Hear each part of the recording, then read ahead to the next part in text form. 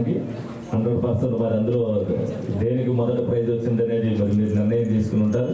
డెఫినెట్గా రైతులందరూ కూడా ఏదైతే ప్రభుత్వ పరంగా అన్నీ కూడా ఏదైతే దానా కాడ నుంచి ప్రతి జాగ్రత్తలు కూడా మరి గౌరవ ముఖ్యమంత్రి వారు తీసుకుని రైతుల పట్ల శ్రద్ధ వహిస్తూ మరి అన్నీ కూడా ఏదైతే ఉన్నాయో పాలు సమృద్ధిగా ఉండడానికి కానీ వ్యాక్సినేషన్ కాడి నుంచి దానా కాడి నుంచి అన్ని సూచనలు కూడా ఇవ్వడం జరుగుతుంది. ప్రతి డిపార్ట్మెంట్లో కూడా ఇదే విధంగా మరి గవర్నమెంట్ ప్రతి దాని మీద కూడా శ్రద్ధ వహించడం వల్ల ప్రతి ఒక్కరు కూడా మరి ఆదాయ వనరులు పెరుగుతాయి. అలాగే ప్రతి ఒక్కరు కూడా రైతుల వల్ల శ్రద్ధ పడినప్పుడు రైతు వారీగా కూడా వాళ్ళు ఏదైతే ఉన్నాయో పశువులు ప్రపోజల్ మూవ్ చేసి అంటే ఇంత పాపులేషన్ ఉంది కాబట్టి మీకు ఒక వెటనరీ హాస్పిటల్ కూడా నిర్మాణం జరిగేటట్టు తప్పకుండా ఈ ప్రాంతానికి ఉపయోగించేటట్టుగా తప్పకుండా మేము చేస్తాం. ఎందుకంటే పశు ఆరోగ్యం చాలా ముఖ్యమైనది. చాలామంది కొంత నిర్లక్ష్యంగా చేస్తూ ఉంటారు, కానీ డెఫినెట్గా అవి ఆరోగ్యంగా ఉంటేనే మనం ఉత్పత్తి పెరుగుతుంది. అట్ ద సేమ్ టైం ఈ ప్రాంతంలో ఉన్న అవకాశాలను మీరందరూ కూడా మరింతగా మీ సౌకర్యాలు పెంచడానికి కోసం మేము చేస్తున్న కార్యక్రమం. ఖచ్చితంగా రైతు సహాయ కేంద్రం దగ్గర మనం ఈరోజు ఈ కార్యక్రమం ఏర్పాటు చేసుకున్నాం. వీలైతే 300 గొర్రెలు ఉన్నాయని చెప్పారు.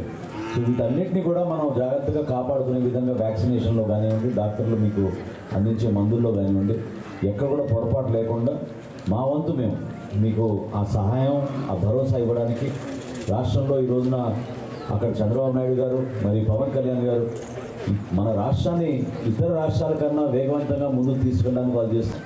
సో దాన్ని పెంచే విధంగా 30-35% తీసుకొచ్చే విధంగా తప్పకుండా ఒక ప్రణాళిక సిద్ధం చేసుకుంటాం. అందులో భాగంగా సిబ్బంది కొరత ఉన్నా కూడా, లేదా మీకు హాస్పిటల్ నిర్మాణం చేయాలన్నా మందులు, టీకాలు ఇవన్నీ తీసుకొచ్చే విధంగా మేము ఆర్టిఫిషియల్ ఇన్సెమినేషన్ విషయంలో కూడా చాలా లోతుగా పరీక్షలు జరుగుతూ ఉన్నాయి.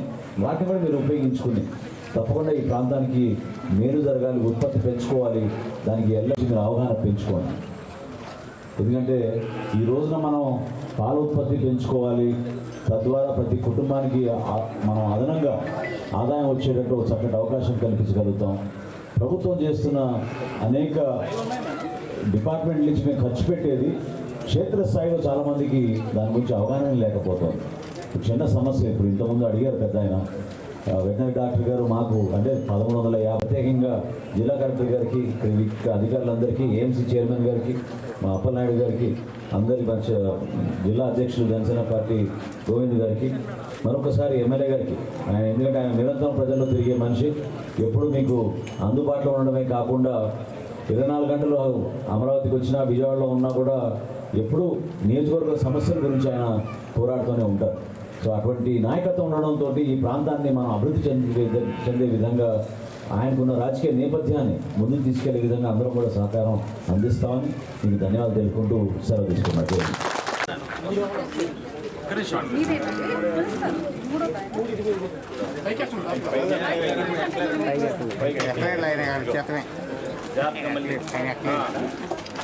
మళ్ళీ మంచి అందాన్ని కంగ్రాచులేషన్ సార్. అలాగే చేతు సూర్యచంద్రరావు గారు 2వ ప్రైజ్.